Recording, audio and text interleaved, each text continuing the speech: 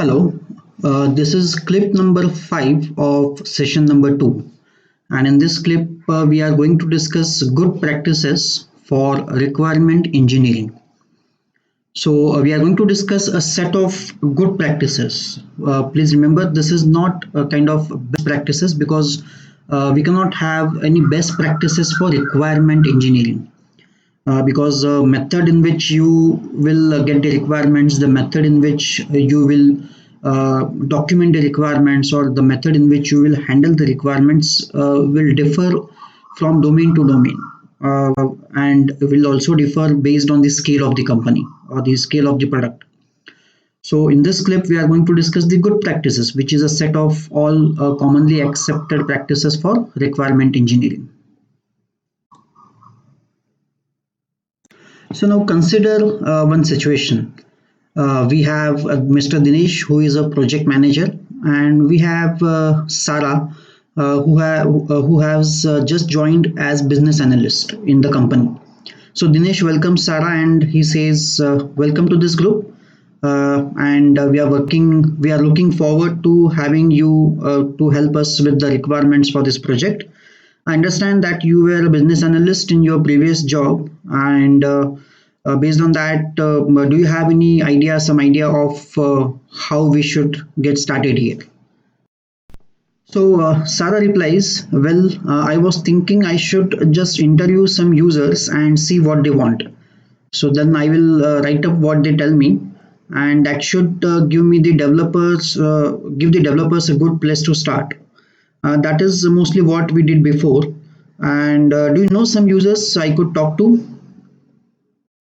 So Dinesh asks, "Do you think that will it be good enough for this type of project? We tried this kind of approach before, but it did not work out well. So I was hoping you might have some ideas about best practices from your past business analysis experience that might be better than just interviewing a couple of users. Are there any particular techniques that you have found to be especially helpful?"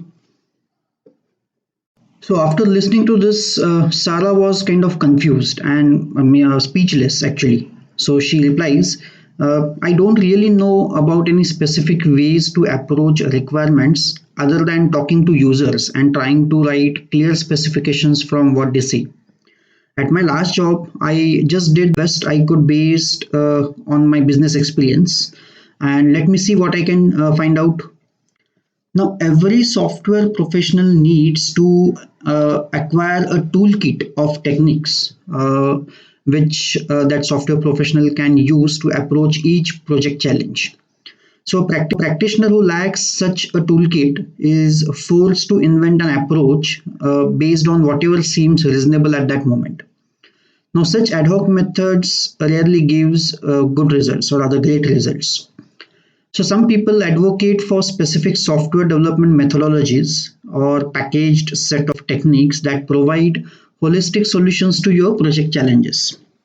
However, simply following the script, a standard process that is supposed to work in every situation, doesn't work very well either.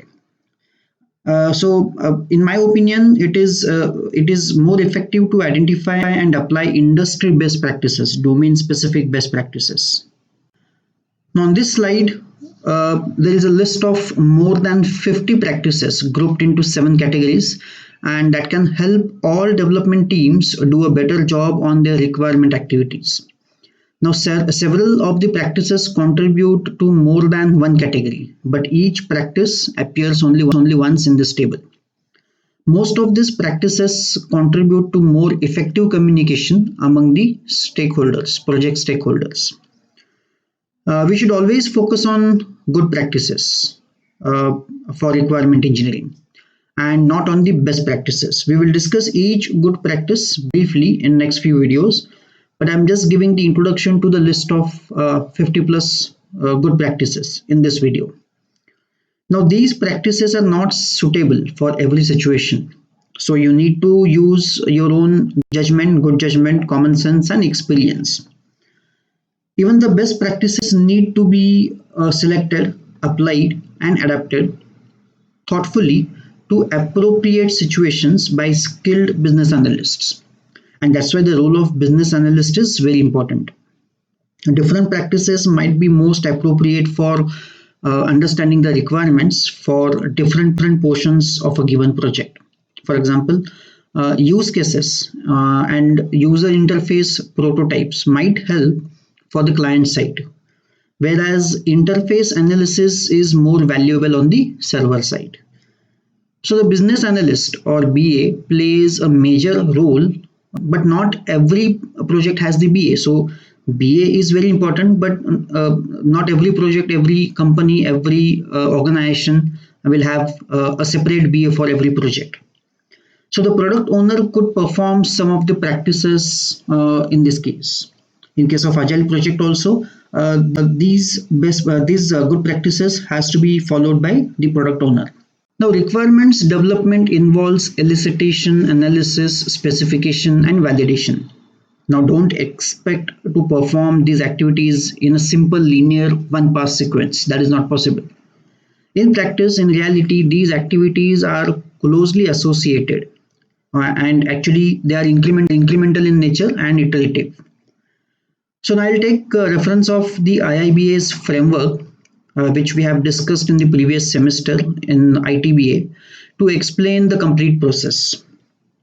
So if you are the business analyst, then you will be asking customers a few questions, or maybe you will be listening to what they say and watching what they do, which is also called as elicitation process, which we have already discussed in previous semester. The elicitation process, which is one of the important components of IIBA's framework. Now you will process the collected information to understand that information, classify it in various categories, and then relate the customer needs to possible software requirements, which is also called as requirement analysis process. Now your analysis might lead you to realize that you need to clarify some requirements. So you go back and do more elicitation. So you have to have more contact points with the users.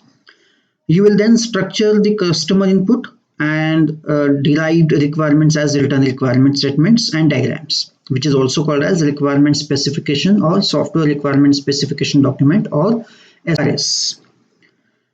While writing requirements, you might need to go back and do some additional analysis to close the gaps in your knowledge or in your understanding.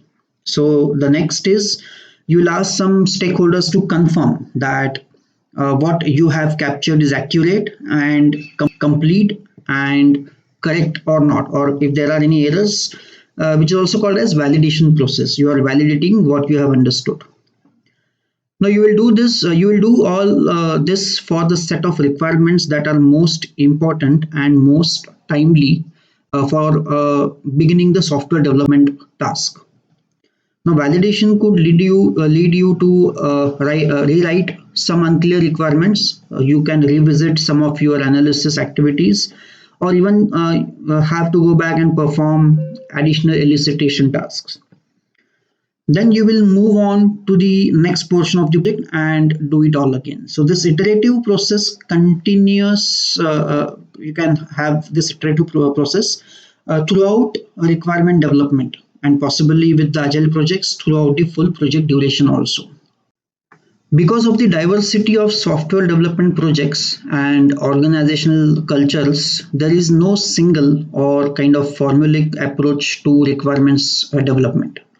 So this diagram on this slide suggests a process framework for requirements development that will work with sensible adjustments for many projects. Now these steps are generally performed approximately in numerical sequence, but the process is not strictly sequential. So the first 7 steps are typically performed once very early in the project, although the team will need to revisit all of these activities periodically. The remaining steps are performed for each release or development iteration, and many of these activities can be performed iteratively and they can be interlinked. So for instance, you can perform step number 8, 9 and 10 in small chunks, performing a review, which is step number 12 after each iteration. The fifth subdiscipline of requirements engineering is requirements management.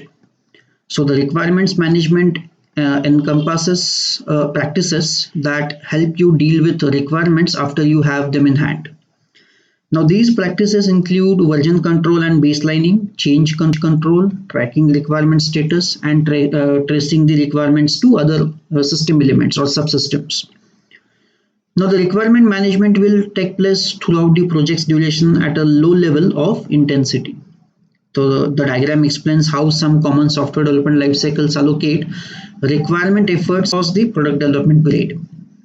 The total requirements effort might not be much different for projects of comparable size that follow different life cycles, but the timing distribution of requirements work is very different. In the pure waterfall life cycle, you plan to do only one major release. So most of the requirement development effort is allocated for the beginning of the project. This approach is still used on quite a few projects, and it is appropriate for some small scale projects also.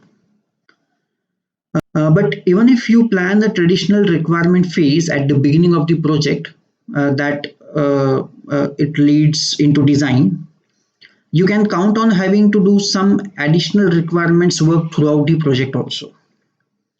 Now, projects that follow an iterative development process, such as the rational unified process, will work on requirements on every iteration through the development process, which is with a heavier emphasis on the first iteration, because the major set of chunk of requirements will get in first iteration itself. This is also the case if you are planning a series of phased releases, each of which delivers a significant fraction of the product's ultimate functionality. Agile and other incremental development projects aim to release functionality every few weeks. That is how Agile is implements.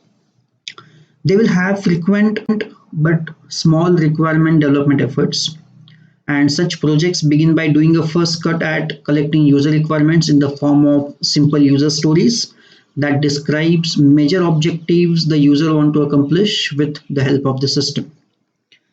In this approach, you need to learn enough about the stories so that you can estimate their development effort and you can prioritize these efforts. Prioritizing these user requirements lets you determine which one to allocate to specific development increments or iterations or sprints.